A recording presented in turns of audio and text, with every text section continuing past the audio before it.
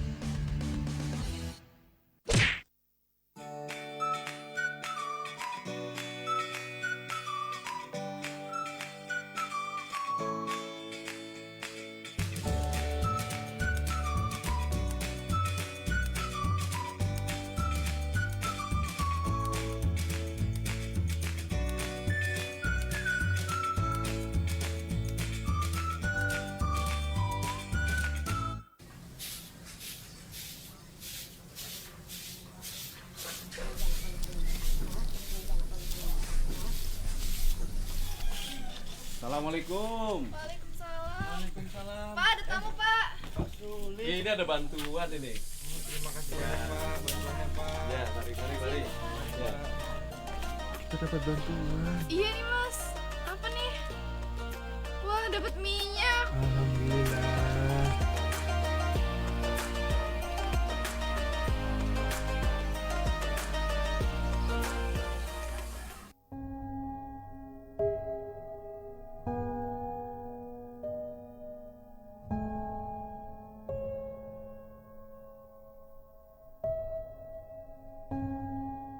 Mama selalu sibuk bekerja. Papa juga sibuk dengan urusannya.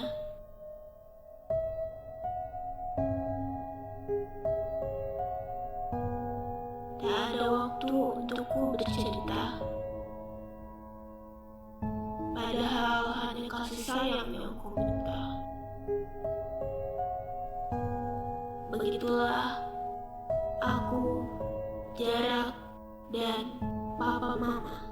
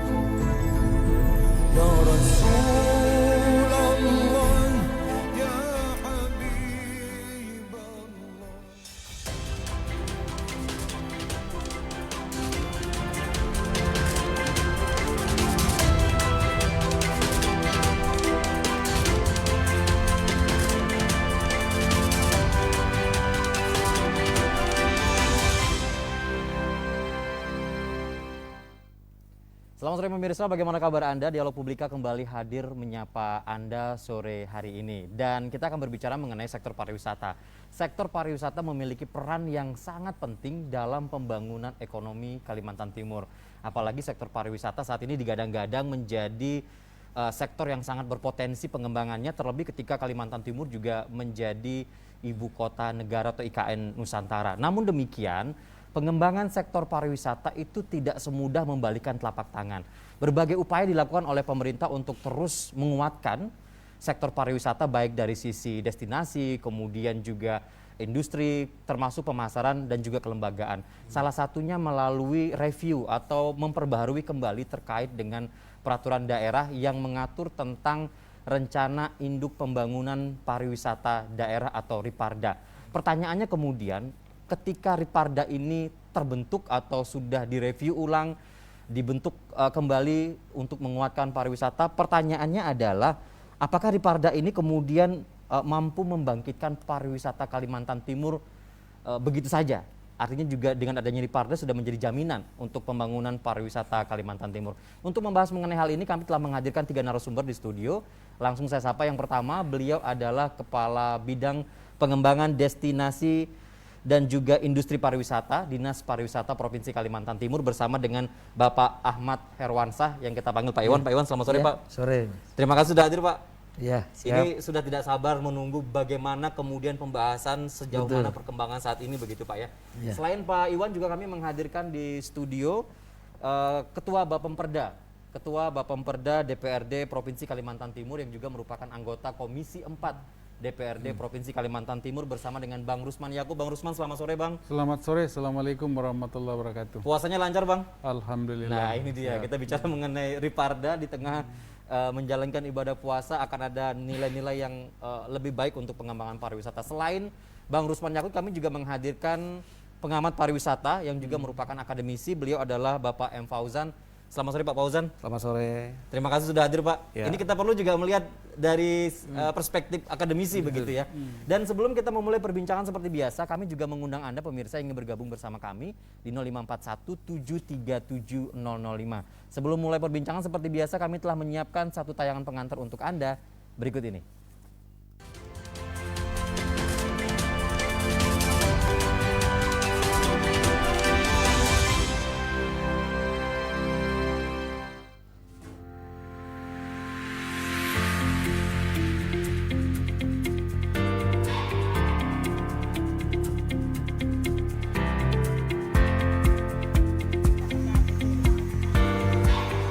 Pemerintah Kalimantan Timur terus berkomitmen memajukan dunia pariwisata.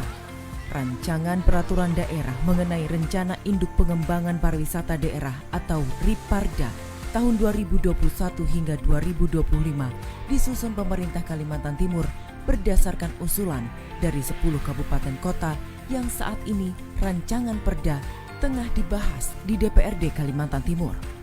Riparda ini merupakan salah satu upaya pemerintah dalam pembaruan dan juga meninjau ulang keberadaan Peraturan Daerah Nomor 14 Tahun 2008 tentang Rencana Induk Pengembangan Kepariwisataan. Karena sektor pariwisata mempunyai peranan penting dalam pengembangan dan pembangunan ekonomi Kaltim. Untuk itu, dibutuhkan regulasi yang jelas guna memudahkan semua pihak termasuk pelaku wisata dalam pengembangan kepariwisataan. Selain itu, pemindahan ibu kota negara ke Kalimantan Timur juga menjadi fokus utama, di mana pariwisata akan menjadi salah satu sektor yang mampu meningkatkan PAD Kalimantan Timur. Sehingga Raperda ini diharapkan menjadi payung hukum yang mengatur industri kreatif dan pariwisata. Lantas apa sajakah isi rancangan peraturan daerah mengenai Rencana Induk Pengembangan Pariwisata Daerah atau Riparda 2021-2025? Apakah Riparda ini memasukkan pula isu strategis pembangunan kepariwisataan Kaltim yang ditinjau dari aspek destinasi, industri, pemasaran, dan kelembagaan pariwisata? Dan apakah Riparda juga akan berdampak besar terhadap kesejahteraan masyarakat? Selengkapnya akan dibahas dalam Dialog Publika.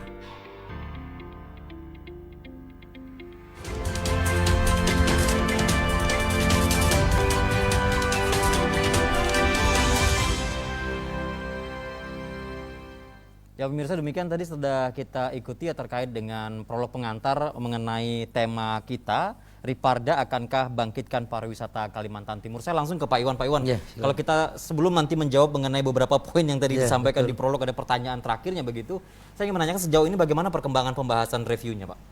Baik, terima kasih. Assalamualaikum warahmatullahi wabarakatuh. Waalaikumsalam. Pertama-tama juga saya ucapkan terima kasih untuk pansusnya Pak Rusman Yakub, Pak Paujan. Begini, proses ini sebenarnya sudah lama panjang dengan Pak Rusman. Kami itu ngajukan mereview dari KKP yang 7 itu, prosesnya itu kita intinya itu ingin maju ke destinasinya. Jadi prosesnya itu kita buatlah kemarin kerjasama review ini kembali dengan UGM, dengan Puslit pariwisatanya di sana.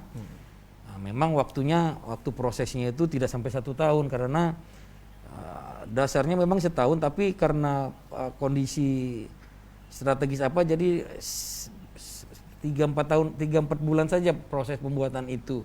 Tapi tetap mengacu kepada 11 bab yang ada di situ. Terus setelah itu jadi kita masukkan prosesnya itu masuklah ke Prolegda kemarin, kita ajukan itu ke Biro Hukum dan disetujuilah di sana. Kemudian minta naskah akademik disampaikan dengan draft perdanya begitu. Itu prosesnya pembuatan itu, dan mulailah kita dengan pihak DPR itu dengan rapat paripurna diawali kemarin nota penjelasan dari pemerintah, kemudian kami menjawab pertanyaan daripada praksi-praksi yang ada di DPR.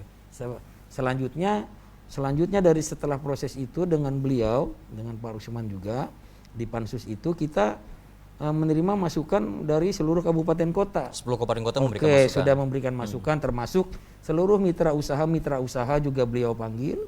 Kemudian juga dari lintas sektor sudah dipanggil. Jadi memang sudah masuk tahap itu, tinggal selanjutnya mungkin uji publik nanti yang akan dilaksanakan oleh. Iya, Pak Iwan, tapi kalau kita melihat ke belakang Pak Iwan ya, Kalimantan Timur kan sebelumnya juga sudah memiliki perda yang mengatur perda nomor 14 tahun 2008 yang tentang Riparda juga begitu. Iya. Apa yang sebenarnya kemudian menjadi poin utama pembahasannya sehingga juga harus dilakukan review ini, Pak? Baik, terima kasih. Yang utama sekali karena kan dinamis nih pariwisata ini, Mas. Iya.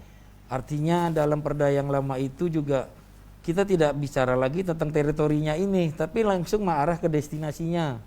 Itu juga di lain itu juga sekarang kan ada istilah yang baru ini, bukan istilah sebenarnya, ada IKN di sana. Nah, itu mengharuskan kita untuk mereview Riparda ini sendiri, karena bagaimana terhadap kawasan-kawasan penopang di IKN itu juga bisa terlibat di dalamnya seperti PPU, Balikpapan, Pasir dan sebagainya. Itu yang mendasari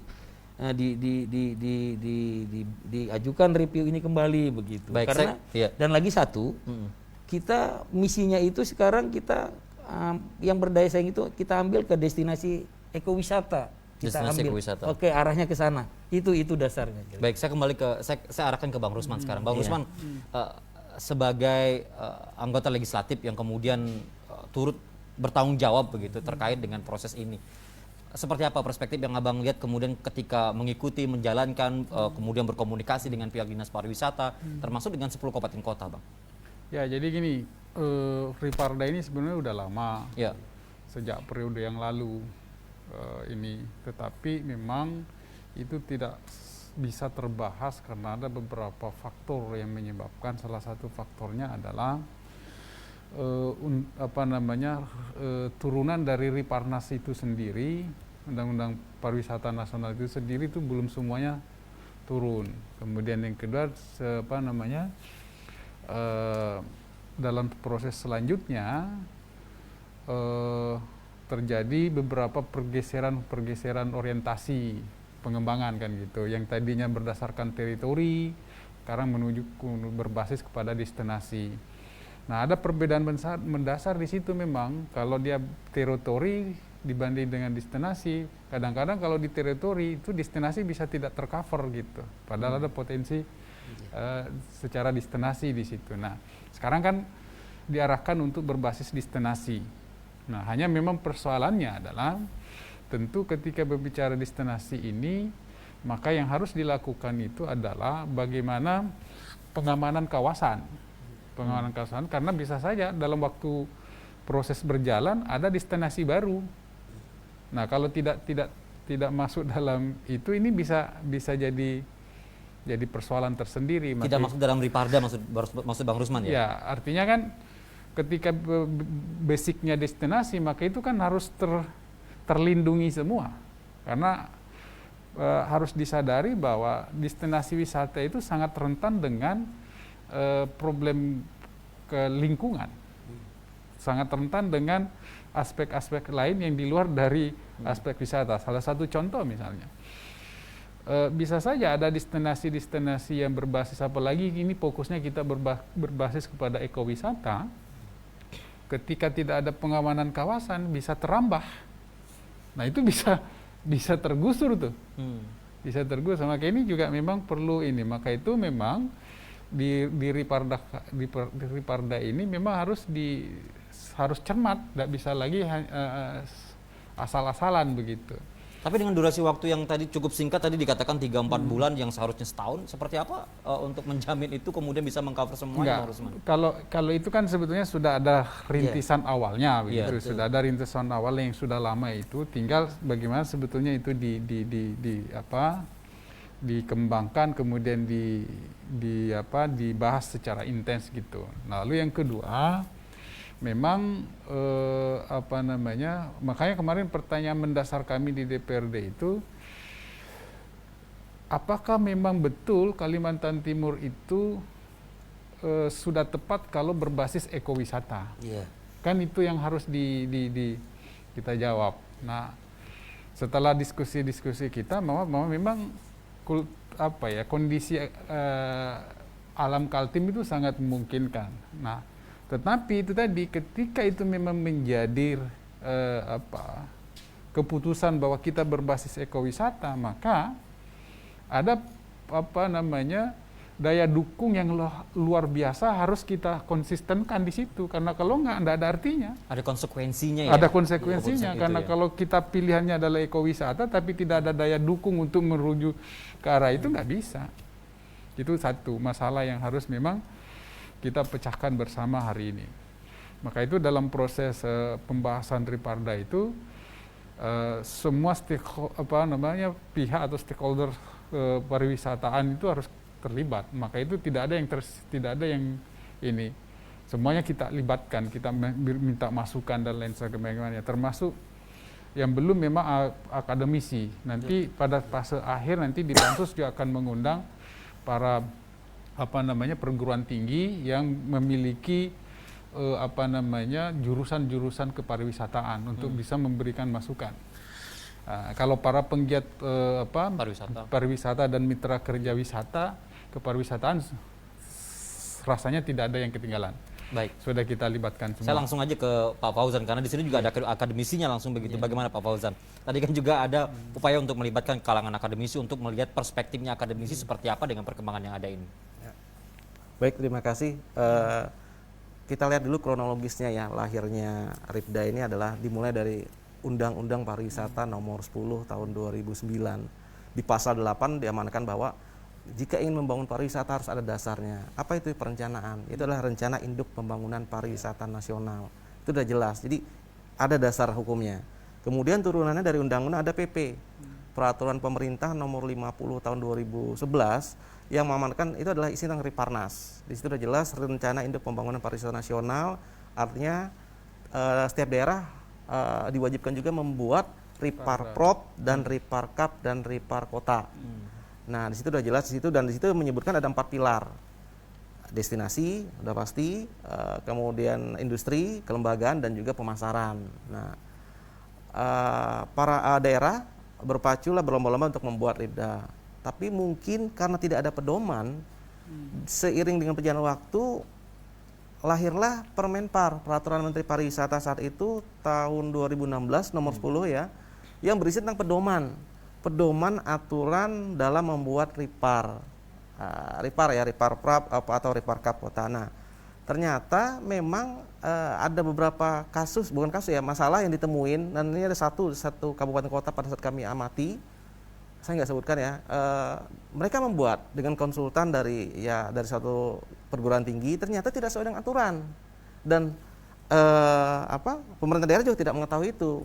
Setelah selesai jadi, ternyata begitu diajukan ke, mungkin ada hibah dari pusat kementerian, tidak sesuai dengan pedoman, akhirnya artinya ditolak lah istilahnya. Nah, jadi ternyata RIPAR ini tidak sembarang bikin, artinya harus ada mengikuti pedoman lah. Nah, nanti mungkin yang saya ingin lihat jika udah selesai, mungkin ya panduannya tadi apakah sesuai dengan prosedur itu, mungkin itu saya menyiasatinya.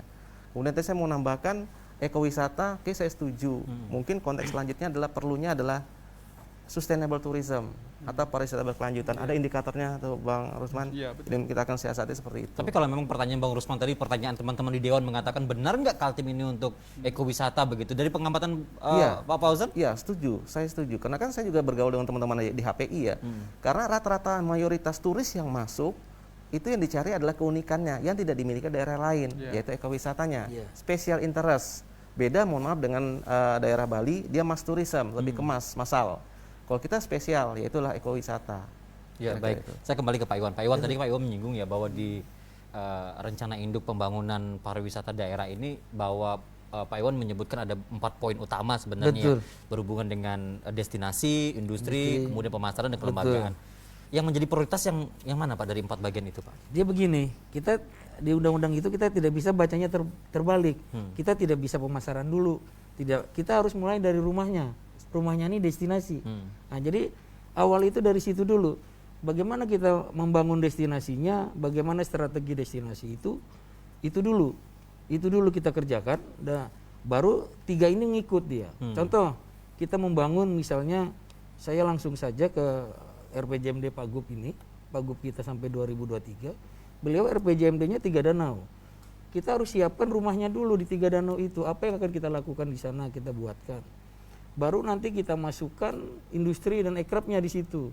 Setelah itu bagaimana kita mengatur promosinya dan kelembagaan SDM-nya, begitu. Itu dulu. Nah, baru yang lain ngikut gitu. Nah, jadi 4 ini dia jadi satu kesatuan begitu yang harus dilakukan.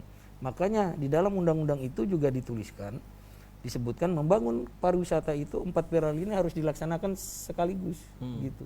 Jadi dia paralel begitu melaksanakan. Tapi kalau melihat dari destinasi yang dimiliki oleh Kalimantan Timur begitu, kan tadi Pak Rusman juga menyinggung bahwa dalam review Riparda ini juga harus mengcover semuanya begitu Pak. Saat ini sudah masuk semua Pak dari 10 kabupaten kota itu Pak.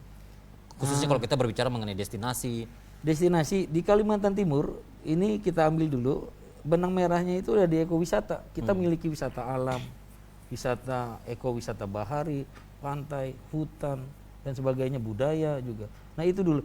Di rata-rata kabupaten memang memiliki itu. Nah, walaupun yang lain juga tetap kita lakukan pembinaan seperti kemarin pertanyaan dari teman kita Pak ya dari DPR itu. Museum gimana Pak Iwan? Tetap kita perhatikan juga. Tapi itu yang awal-awal dulu. Jadi setelah itu kan membangunnya keseluruhan ini kita mesti melibatkan lintas sektor di dalamnya. Nanti sebenarnya dapat dilihat di indikasi program dan kegiatan yang ada di dalam draft perda itu sendiri. Di situ ada strategi, di situ ada indikasi program, di situ ada kegiatan. Di 4 pilar itu diuraikan di situ dalam jangka waktu 5 tahun. Kami dibuatkan itu. Nah, di situ melihat keseluruhannya. Apa yang diinginkan kata Pak Rusman itu? Apa sih Pak di pariwisata inginkan ke depan itu? Bagaimana kita misalnya dari strategi destinasi, bagaimana fasilitasi transportasi salah satunya, mengenai flight penerbangan, mengenai rute dia ke lapangan, misalnya di sini harus ada damrinya, harus ada semacam apanya itu, orang mau ke Tanjung Batu dia mesti ada bisa shuttle-nya yang nunggu di situ, biar apa-apa itu bisa itu baru salah satu. Bisa diakomodir ya. Iya. Baik Pak Iwan, tahan dulu Pak. Saya juga mendapatkan informasi ya tadi. Awalnya saya kemudian mendapatkan data Riparda ini 2021 sampai dengan 2025. Betul. Tapi ternyata sampai 2027. Betul. Apa pertimbangannya mengenai hal ini? Nanti kita akan bahas mengenai terkait dengan perubahan waktu tersebut menjadi 2027. Untuk Anda yang ingin bergabung bersama kami silakan di 0541 737 005. Kami segera kembali untuk Anda setelah jeda pariwara berikut ini. Tetaplah bersama kami.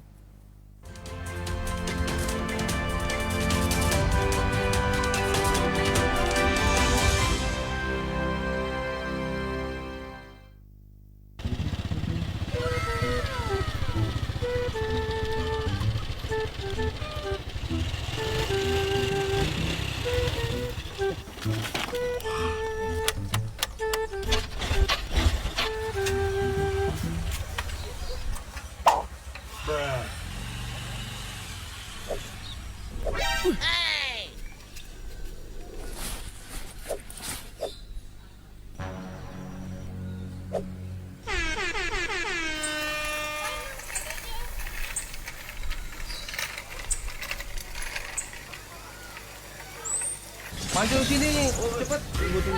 Cepat. Puji. Apa? Lihat nih, si Ipul.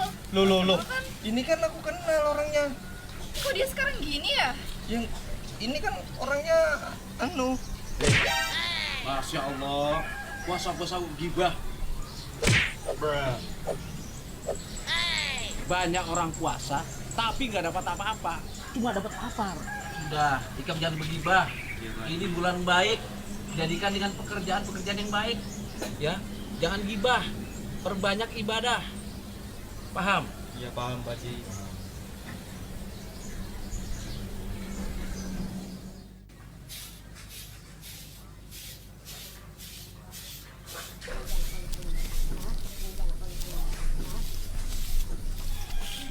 Assalamualaikum. Waalaikumsalam. Pak, ada tamu, Pak. Ini ada bantuan ini. Terima kasih Pak, bantuannya Pak. Ya, mari. Ya. Kita dapat bantuan. Iya nih, Mas. Apa nih? Wah, dapat minyak. Alhamdulillah.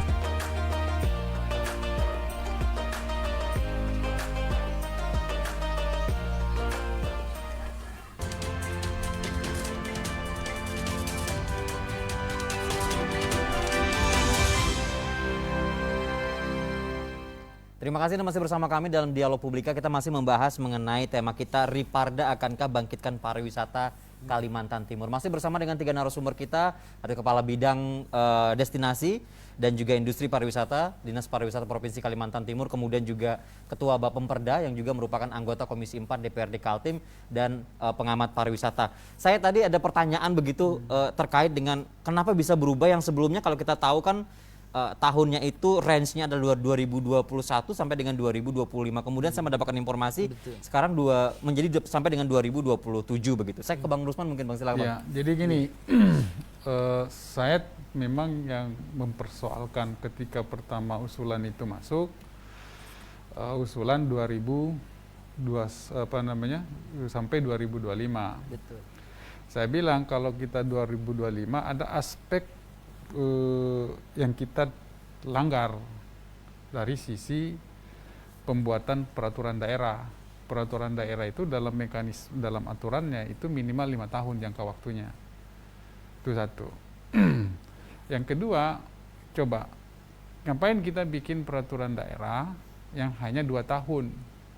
Ini kan sudah 2022 dalam proses pembahasan. Kami di Bapemperda itu memperhitungkan, katakanlah misalnya bisa kita selesaikan pembahasannya di Mei 2022 ini. Tapi kan ada mekanisme selanjutnya, mekanisme administrasi selanjutnya. Apa itu? Misalnya kita harus dulu lapor ke Kemendagri untuk minta persetujuan terhadap peraturan daerah tersebut. Itu hitung-hitung itu di 2023 baru bisa optimal. Itu pun juga nanti itu memerlukan lagi peraturan gubernur. Ya kalau pergubnya juga cepat. Betul. Selama ini pengalaman kita menghasilkan peraturan daerah itu, pergub itu bisa sampai 5 tahun baru paling hebat itu kalau bisa keluar sampai setahun sudah keluar. Biasanya rata-rata di atas 2 tahun, bahkan kalau DPRD tidak teriak-teriak tidak keluar itu pergub itu. Kendalanya apa sih Bang? Kalau dibocorkan Bang sedikit Bang, Kenapa? ceritakan begitu. Saya nggak tahu itu di internal eksekutif. Nah, itu sudah ada. Sebentar Pak, tahan dulu Pak Iwan Eksekutif ya. itu satu ya. Iya, baik. Iya. Nah, kemudian yang kedua, sehingga kalau misalnya itu kita asumsikan 2023 baru bisa jalan, masa akhir jabatannya juga gubernur kan 2023. Ya kan? Kita tahu bahwa 2023 itu ke 2024 baru ada pilkada, ya kan?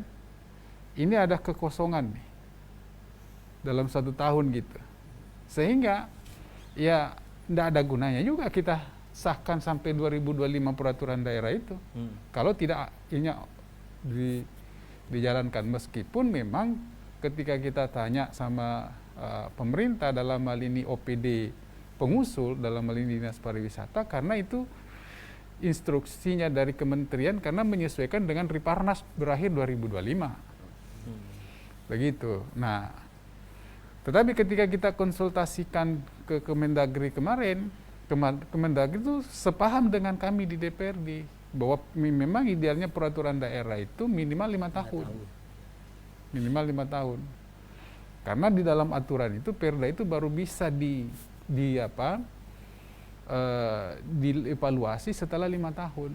Artinya minimal 5 tahun tidak menutup kemungkinan bisa lebih dari 5 tahun sebenarnya Bang ya? Bisa itu. Nah, cuma memang itu tadi. Nah, kita compare misalnya dengan daerah-daerah lain seperti Jawa Timur. Jawa Timur itu bahkan 2015 Jawa Timur 2025 Jawa Timur itu. Sulsel juga lebih.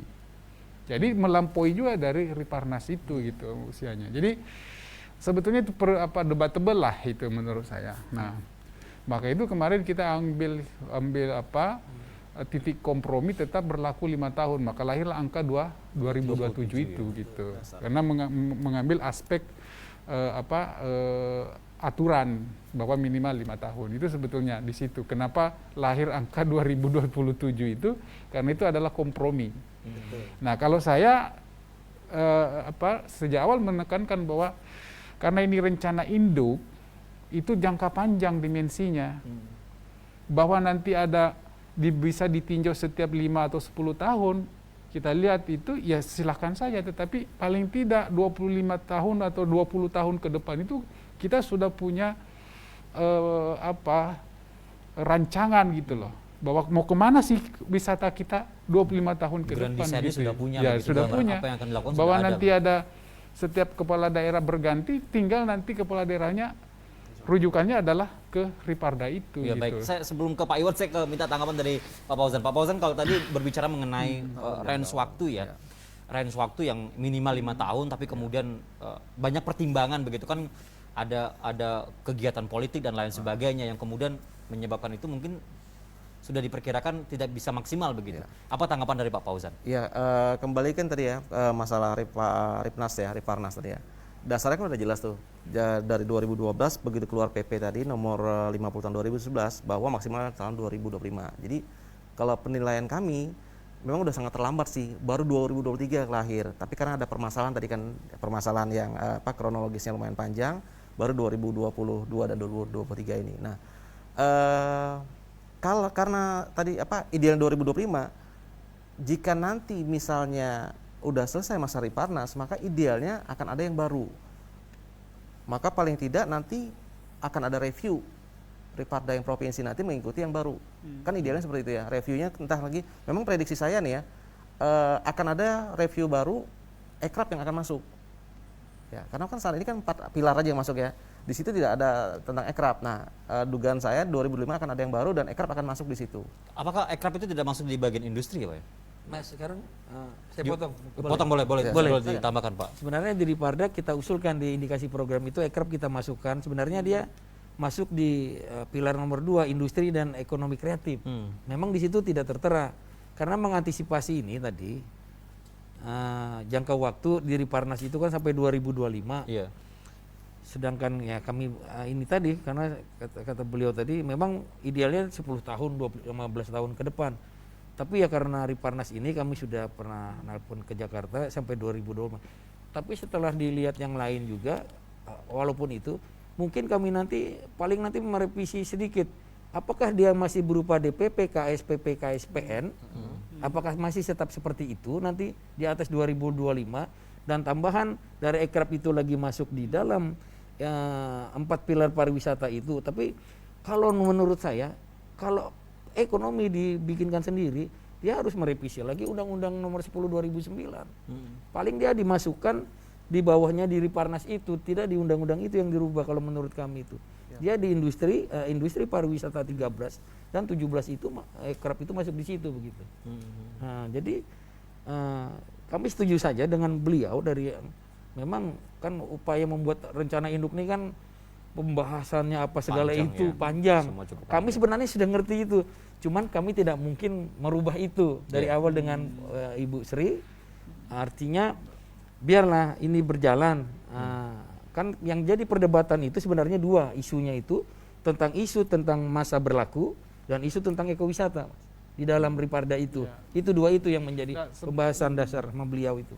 Ada tambahan, Bang? Ya, sebenarnya gini, kalau soal persoalan masa waktu itu menurut saya sebetulnya bukan inti dari semua persoalan pariwisata. Iya. Karena itu bukan substansinya sebetulnya begitu loh. Tetapi memang tentu kita akan coba mengakomodir dinamika perkembangan pariwisata ke depan. Karena sadar atau tidak, tanpa ada perubahan undang-undang masa berlakunya undang Riparnas ini, pariwisata jalan terus loh. Itu harus dipahami gitu. Bahwa hari ini masyarakat penggiat pariwisata itu disentil atau tidak disentil oleh pemerintah, mereka jalan, kan itu ada peluang usaha, itu persoalan. Maka itu pemerintah tidak boleh kalah cepat. Dan faktanya memang pemerintah selama ini selalu tertinggal. Ya. Baik. Maka itu kita harus beri ruang rencana induk pembangunan pariwisata itu yang berdimensi jangka waktu panjang. Supaya apa? Ada ruang-ruang di mana masyarakat itu lebih leluasa untuk mengekspresikan, mengaktualisasikan konsep-konsep pengembangan pariwisatanya. Itu yang penting sebetulnya, Bang, gitu. Saya tahan lagi, Bang. Kemudian pertanyaan begini, Bang. Ini sempat saya tanyakan tadi waktu off air ya. Dengan begitu getolnya untuk kemudian mempersiapkan Riparda, apakah ada jaminan ketika Riparda ini kemudian sudah selesai, itu jaminan terkait dengan kemajuan pariwisata, sektor pariwisata di Kaltim itu akan semakin cepat? Ya, kalau begini, kalau kita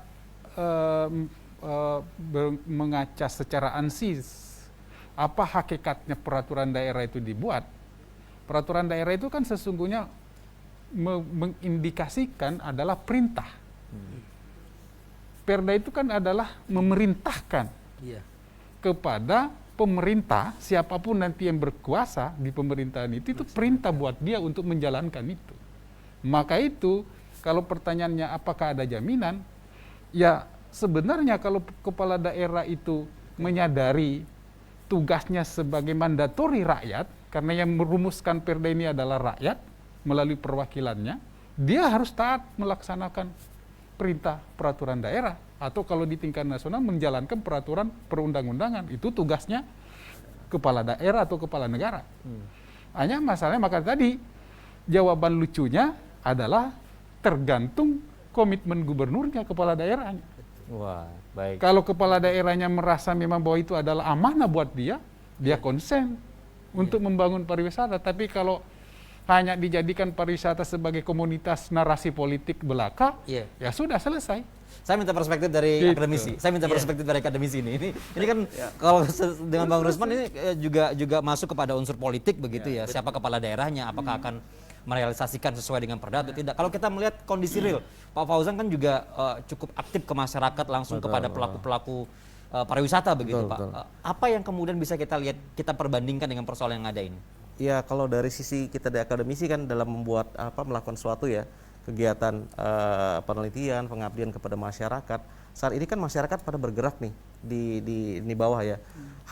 Terutama isu-isu yang lagi hangat di desa wisata atau kampung wisata. Hampir semua postingan-postingan di media sosial itu berbicara tentang atraksi daya tarik destinasi wisata yang lagi angkat, booming, bikin spot foto, selfie di desa, destinasi baru, itu semua lagi naik daun semuanya. Nah, artinya terlepas dari perencanaan itu mereka semua di bawah ini udah bergerak gitu. Nah, contoh satu tempat nih ya, di satu daerah itu saya sebut nggak ya? Jadi di daerah Betapus, mohon maaf nih, Betapus yang di sini Samarinda ini tanpa perencanaan di sana udah bergerak. Itu tanpa perencanaan ya? Tanpa perencanaan, tanpa digodok di Riparda itu ya? Tiba-tiba jadi satu destinasi baru yang muncul gitu. Nah ternyata itu luar biasa. Artinya masyarakat udah mulai perputaran ekonomi di situ udah hidup ya, yang jualan, transportasi, kemudian ada ya macam-macam. Tapi nah, itulah yang sering terjadi benturan selama ini. Kadang-kadang karena pemerintah selalu datangnya belakangan, sudah belakangan datang langsung mau ngatur. Bang, sebentar dulu Bang, tahan Bang. Kita berikan Pak Iwan dulu menjawab untuk itu Bang. Benar nggak belakangan begitu? Pak Iwan silakan penjelasannya Pak. Kalau saya tidak juga belakangan. Iya. Karena begini, kalau kita kan pariwisata nih ada yang namanya istilahnya 3A tuh. Nah, yang disebutkan Pak Faisal, Pak Fauzan tadi, atraksi itu kadang Mas selain atraksi permanen di destinasi, dia ada tiba-tiba atraksi yang seperti itu tadi, sekonyong-konyong karena dia strategis sebenarnya awalnya tuh dia strategis. Cuma mereka aja tidak tahu kalau itu strategis. Dibukalah dia, jadi itu. Makanya kenapa kita ada kawasan pariwisata strategis, ada pengembangan. Salah satunya yaitu tadi. Kadang-kala strategis ini kan faktor pertahanan seperti Maratua KSPN juga tuh karena ada lingkungan hidup, kata beliau tadi berkelanjutan. Salah satunya itu tadi karena strategis itu dia bisa jadi dia cepat seperti itu. Ya memang kita dari pemerintah ini ya harus cepat juga. Begitu dia ada seperti kami, seperti saya karena membidangi destinasi, saya harus cepat tanggap seperti itu. Karena itu kan nanti masuk travel, HPI masuk, nanti yang lain masuk semua ke sana. Ini ada satu yang begitu cepat ini, Pak Rusman dan Pak Fauzan. Masalah IKN, HPI itu teriak sudah Pak sama kami. Pak Jumri, Ketua HPI, travel dari luar masuk ke titik nol. Karena kan sekarang paketnya itu titik nol yang cepat. Atraksi itu lagi naik daun. Atraksi itu lagi naik daun. Kenapa saya bilang itu strategis, Pak Jumri? Jadi, cuman kelemahan kami, kita di provinsi, kita tidak punya protek tentang perda pemandu wisata. Kalau dia dari luar masuk, itu dia harus membawa orang dari Kalimantan Timur sebagai mandu tamu ke titik nol itu. Itu masuk di bagian Riparda juga? Untuk sebenarnya proteksi dia ada turunan sendiri. Dia dari perda sendiri, perda HPI yang mengatur itu. Di situ dia garis besar saja. Dia garis besarnya ada di industri pariwisata. Tapi kebanyakan yang ada tersendiri seperti turunan itu. Kalau mengenai industri pariwisata HPI, dia ada perda sendiri, peraturan daerah yang mengatur. Seperti di daerah lain yang ada di Jawa itu, begitu kita masuk ke Bogor, kita pemandu dari Balikpapan misalnya Malatur ngambil, dia harus bawa orang sana, masuk ke harus melibatkan di sana, dan itu memang diatur dalam perda ya. Betul. Makanya tadi kita ini kan belum bicara konten di dalam. Betul, di dalamnya perda itu.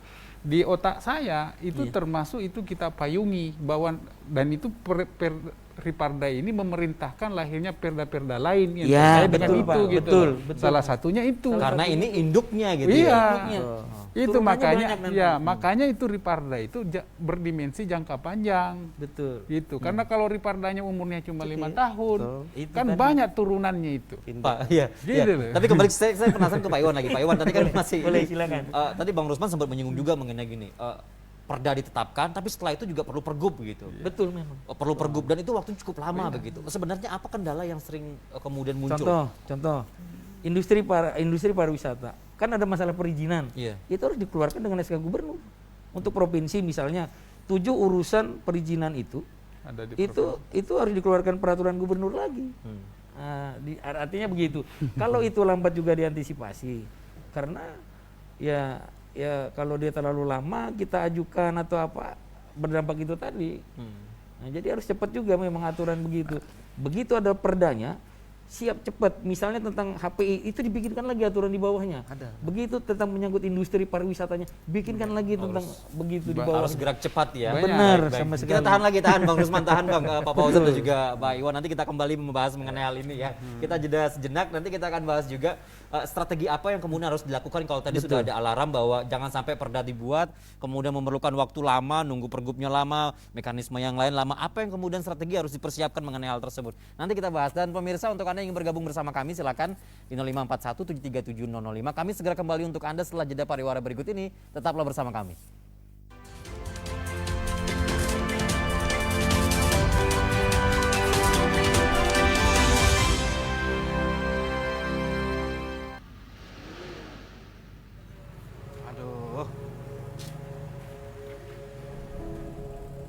Mas, apa ini parfumnya nih? Lain yang ini saya pesan kok. Mana ada awet lagi? Saya ganti Pak. Dosa sudah, saya nggak mau lagi, saya nggak mau kesini lagi.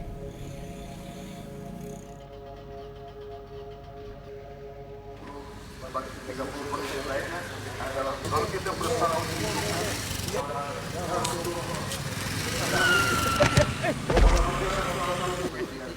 Saya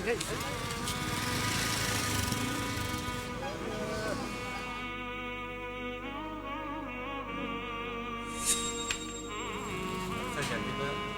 Dosa sudah, saya nggak mau lagi, saya nggak mau kesini lagi.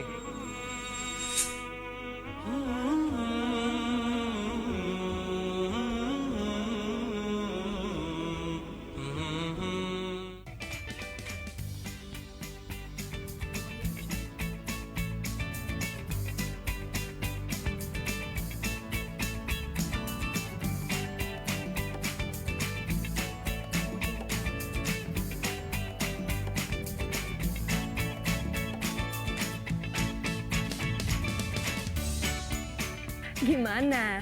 Bersih dan jernih kan siarannya? Jangan khawatir, semua ini gratis. Tidak perlu beli kuota internet dan nggak perlu biaya berlangganan. Bagi kamu yang masih menggunakan TV analog, cukup dengan satu langkah mudah. Untuk televisi yang sudah siap digital, cukup scan ulang siaran TV kamu untuk menangkap siaran TV digital. Banyak pilihan programnya, bersih gambarnya, jernih suaranya, dan canggih teknologinya. Ayo, kita beralih ke siaran televisi digital.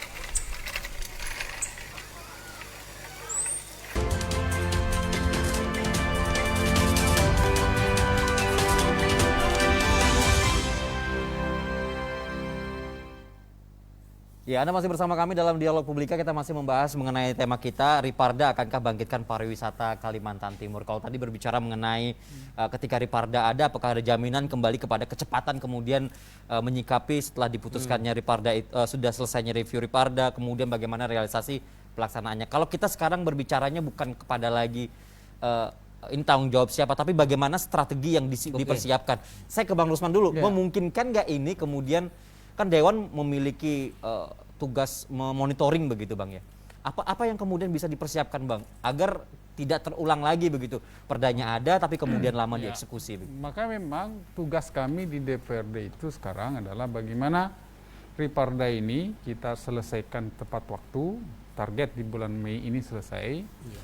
Kemudian yang kedua, kita dorong supaya tahun ini juga itu sudah bisa jalan.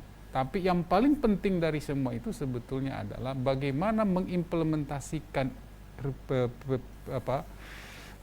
perda ini nanti, Riparda ini sebagai satu sumber informasi dan sumber inspirasi di dalam penyusunan APBD ke depan.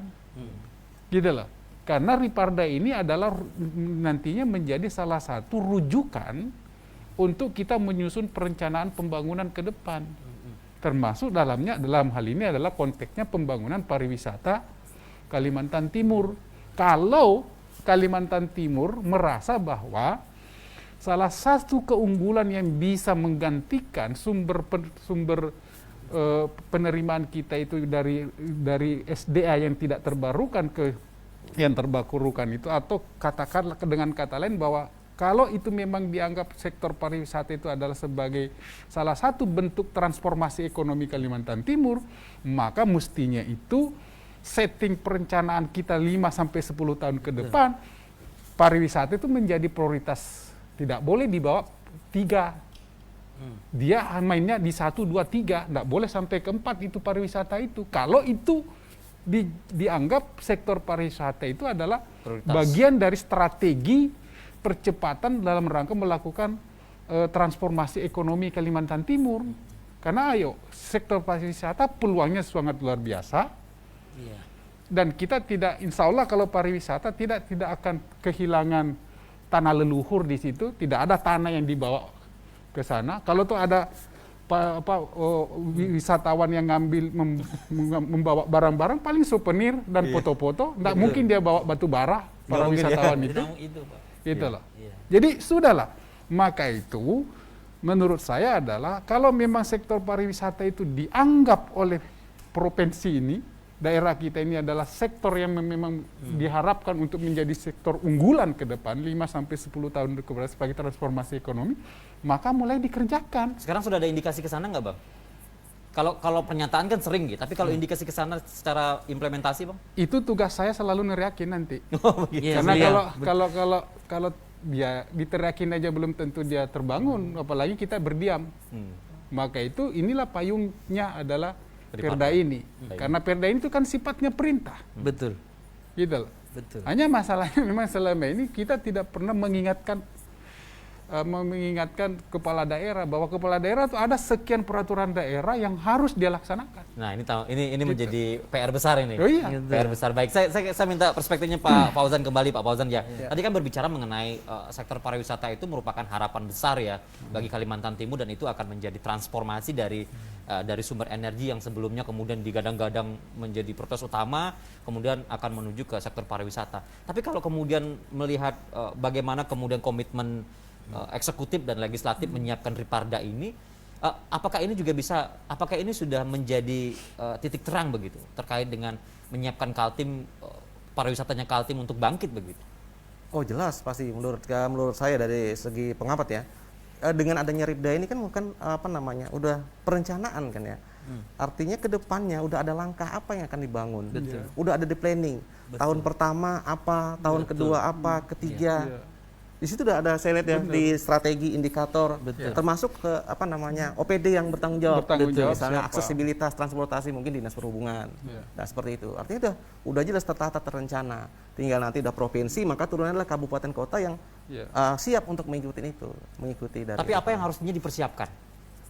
Dari apa yang seharusnya dipersiapkan strateginya? Kalau jangan sampai kita mengantisipasi nih, jangan sampai kemudian ini lambat, ini harus cepat. Apa yang kemudian harus dipersiapkan baik dari legislatif maupun dari eksekutif? Nah, kalau itu kuncinya di kepala daerah. Tetap di kepala daerah. Saya minta tanggapan dari Pak Iwan kalau gitu. Di perwakilan dari eksekutif, Pak Iwan, silakan Pak. Siapapun kepala daerah. Saya mungkin lebih ke internal pariwisatanya aja mungkin menjawab. Silakan Pak. Memang kata beliau tadi, kalau kami di internal kami membangun pariwisata itu strateginya ya kami harus melaksanakan satu strategi tentang destinasi itu, terutama yang pertama itu fasilitasi transport. Kemudian bagaimana akses penerbangan itu, Sulawesi itu dia dari Cina itu bisa ngambil langsung, dia kasih langsung ke Manado, Sulawesi Utara. Dia kasih subsidi. Apakah kita tidak bisa, karena orang Chinese itu dia suka dengan pantai di Derawan, dia paling suka. Nah itu salah satunya, misalnya strategi itu di destinasi. Kemudian strategi investasi juga. Membangun destinasi ataupun pengelolaan itu tidak juga, memang perlu suntikan dana dari kita, dari pemerintah. Yang kedua dari investor itu juga besar, apalagi masuk di Putri, Perhimpunan Usaha Rekreasi itu kami coba dorong, kami coba di 2022 ini bikin satu terobosan bagaimana kita menjadikan belanja modal itu kita padukan dengan investasi itu tadi, biar mendongkrak penerimaan multiplier efek yang langsung ke APBD 1. Sementara selama ini memang multiplier efek itu dinikmati langsung oleh masyarakat, oleh travel dan kuliner seluruhnya, kita coba buat lagi penerimaan langsung melalui inovasi itu begitu. Jadi tapi semua itu kan perlu dukungan. Nah, perintah di Perda itu ada pembiayaannya. Mungkin saya tidak karena itu mungkin Pak ya. Harus Jadi sederhananya begini sebenarnya. Riparda itu kan sudah ada di situ strategi pengembangannya. Jadi kalau dia misalnya kita konsen menjalankan nanti, kalau kepala daerahnya misalnya begini, kita mau mengembangkan destinasi budaya misalnya yang berbasis budaya di Kutai Kartanegara misalnya. Betul. Maka itu kita tinggal buka saja. Aksesnya seperti apa? Mungkin ada investor yang berminat, tapi pemerintah memberi ruang untuk berinvestasi di situ. Dengan rujukan dari itu, tidak keluar dari konsep Riparda itu gitu loh. Misalnya apalagi yang lain.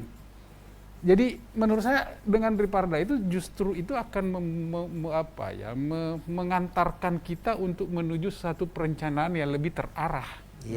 Karena bicara tentang pembangunan pariwisata tidak bisa kita hanya menyerahkan sepenuhnya kepada Dinas Pariwisata belaka. Karena bicara soal aksesibilitas itu tanggung jawabnya PU, itu tanggung jawabnya Dinas Perhubungan, kemudian tanggung jawab yang lain. Lalu yang kedua, jaringan. Apalagi kita mau berbasis aplikasi nih. Bagaimana mungkin kita mau mempromosikan destinasi-destinasi kita kalau di situ blank spot? Maka itu Dinas Kominfo harus terlibat di situ. Membangun jaringan, membangun sistem informasi pariwisata yang terpadu. Ingat lokal tim itu belum punya paket perjalanan wisata yang nyambung. Belum. Jadi banyak PR kita, maka itu Riparda inilah kuncinya gitu. Ya, saya ke Pak Fauzan. Pak Fauzan, kembali kan kita melihat bahwa tadi pembahasan dari Pak Iwan dan juga Bang Rusman kan melihat bahwa Kaltim saat ini itu walaupun sudah digadang-gadang ya, pariwisata merupakan harapan yang sangat besar. Kita punya masalah di 4 aspek itu punya masalah begitu, destinasinya, pengembangan destinasi, industrinya, kemudian pemasarannya, termasuk kepada kelembagaannya. Apakah ini bisa menjadi pintu pembuka? Apa yang kemudian akademisi, apa yang kemudian pengamat pariwisata bisa baca dari penyiapan Riparda yang begitu getol? Tentunya juga Ripardanya harus berkualitas dong. Ya, kalau dari sisi saya sebagai akademisi, kebetulan pengamat di akademisi ya, dari sisi SDM, yang jelas sumber daya manusia, berdaya saing. Nah, ini adalah titiknya adalah di sumber daya manusia. Kita lihat lagi kan pengembangan sumber daya manusia untuk khusus pariwisata. Tidak banyak sekolah-sekolah pariwisata, tidak banyak universitas atau fakultas atau mungkin sekolah tinggi pariwisata. Ya, sekarang SDM ini kan harus bukan hanya ijazah yang diandalkan, ada SPI, surat pendamping ijazah, sertifikasi kompetensi, itu dia kuncinya. Ya, sekarang kalau udah titik IKN pariwisata masuk, jangan-jangan orang luar yang masuk nanti sebagai pegawai hotel, sebagai ini. Kenapa? Karena standar kinerja. Kembali lagi Mas Made. Jadi bicara tentang SDM, Dinas Pendidikan harus terlibat, Bos. Betul. Bagaimana pendidikan vokasi kita di bidang pariwisata? Mohon maaf, kemarin kita undang teman-teman dari asosiasi tukang masak itu apa namanya? Sep sama Haji. Ayo, masalahnya asesor kita kurang. Kemudian siswa yang kelulusan dari tata boga itu tidak memenuhi, padahal peluang kerjanya besar. Makanya jangan heran kalau hasil surveinya BPS, angka pengangguran terbuka Kaltim itu terbesar se-Kalimantan. Baik. Ketika kita telisik, ternyata yang menyumbang banyaknya pengangguran itu adalah lulusan SMK dan SMA. Baik, ini menjadi PR lagi buat kami untuk membahas selanjutnya begitu Bang Rusman. Terima kasih Bang Rusman, terima kasih Pak Fauzan. Terakhir dari Pak Iwan, Pak silakan Pak closing statement dari Bapak Pak, karena masyarakat juga menantikan ya. Betul. Sebab begini, Perda ini sangat-sangat kita butuhkan di Kalimantan Timur. Kami terima kasih sekali dengan DPR, terima Pak Rusman juga. Di dalamnya itu sudah ada semua, Pak. Ada ruang lingkupnya, ada strateginya, ada yang harus dilakukan 5 tahun. Tahun pertama bikin ini, bikin itu, sudah ada semua di dalam situ. Tinggal kita, kata beliau tadi, kalau sudah diketok, kita harus melaksanakan itu. Iya. Kami bermimpi ditanya Pak Rusman, Pak Iwan inginnya apa? Ini kita di Jakarta, begitu kita pencet, keluarlah situ, misalnya mau ke Derawan tuh, keluar ini tentang Derawan, tentang Berau. Keluarlah travelnya begini, kalau naik darat dari Berau ke sini sekian, nginapnya sekian, 2 harinya sekian. Ini loh tempat-tempat yang bisa. Pilihannya sudah ada semua ya. Nah, begitu. Baik. Sampai pelakunya. Kira-kira itu mungkin Ya. dari kami, dari Dinas Pariwisata, harapan banyak sekali harapan yang kami taruhkan di sana begitu. Baik, terima kasih Pak Iwan, terima Ya. kasih Pak Fauzan. Bang Rusman, terima kasih Bang. Tetap semangat selalu Bang ya untuk kemudian menciptakan berbagai strategi untuk pembangunan Kalimantan Timur, khususnya hari ini kita bicara mengenai pembangunan sektor pariwisata. Demikian perbincangan kita dalam Dialog Publika. Akhirnya saya Made Kertayasa mewakili seluruh kerabat kerja yang bertugas mengucapkan terima kasih atas kebersamaan Anda. Selamat sore, selamat menjalankan ibadah puasa. Sampai jumpa.